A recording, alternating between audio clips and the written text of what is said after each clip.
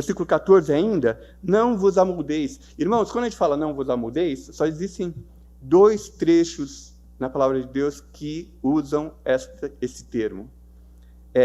Não vos amoldeis, aqui por Pedro, e não vos conformeis, lá por Paulo, no capítulo 12 de Romanos. Então, o que ele está falando aqui é o mesmo termo que Paulo usou lá. Não vos amoldeis, assim como Paulo fala, não vos conformeis com esse século, mas transformai-vos pela renovação da vossa mente, que nós estamos falando aqui, porque Deus está trabalhando e nós precisamos estar propícios, através dos meios da graça, para recebermos em nossa mente a vontade, entendermos a vontade de Deus e glorificá-lo, fazendo a sua vontade. Então, transformai-vos pela renovação da vossa mente, que é o vosso culto racional, para que nós entendamos qual é a boa, perfeita e santa vontade de Deus.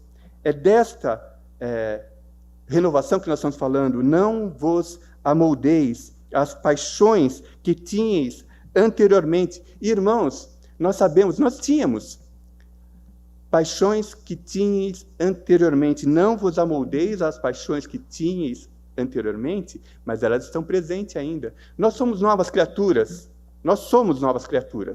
Mas a nossa velha natureza está presente e nós lidamos com ela todos os dias. Então, ao saber que nós lidamos com elas todos os dias, com a nossa velha natureza, ele está falando, não vos amoldeis às paixões que tinhais anteriormente, e quando ele fala anteriormente é porque nós somos novas criaturas. Deus nos capacita a sermos e fazermos a vontade de Deus. Não segundo a nossa vontade, mas segundo a vontade de Deus. Não vos amoldeis às paixões que tinhais anteriormente, na vossa ignorância. Então, a ignorância leva a isso. E aqui, nas obras de Lutero, nas edições americanas, diz o seguinte, aqui você vê como São Pedro relaciona toda a desgraça, toda a falta de graça, a ignorância. Então, por isso Pedro está nos conclamando a olharmos para a palavra de Deus e buscarmos na palavra de Deus. Buscarmos na palavra de Deus Jesus Cristo. Buscarmos na palavra de Deus aquilo que agrada e glorifica a Deus, para que nós possamos realmente fazer a vontade de Deus com clareza, com sobriedade, esperando, sabendo que isso é fruto da graça, pois onde faltam a fé e o conhecimento de Deus, nada permanece senão o erro e a cegueira.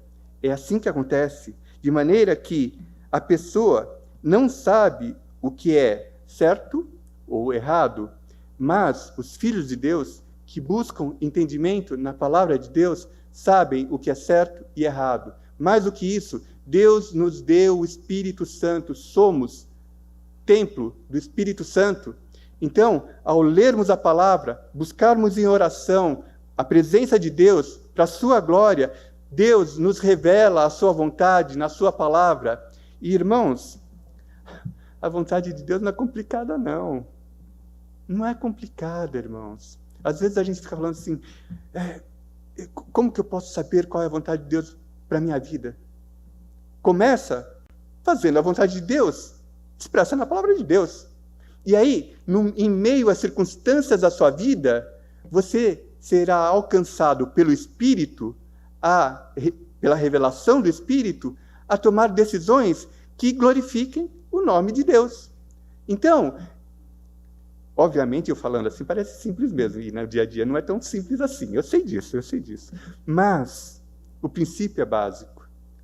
Então, estarmos dentro das disciplinas espirituais, cultivando os meios da graça, aprofundando na palavra de Deus, participando na congregação dos santos, participando da mesa do Senhor, sendo batizados, estarmos engajados como corpo de Cristo, numa igreja de Cristo, essas coisas contribuem para que nós tenhamos clareza de qual é a vontade de Deus, de maneira que a pessoa não sabe o que é certo ou errado, mas Não é para os filhos de Deus isso.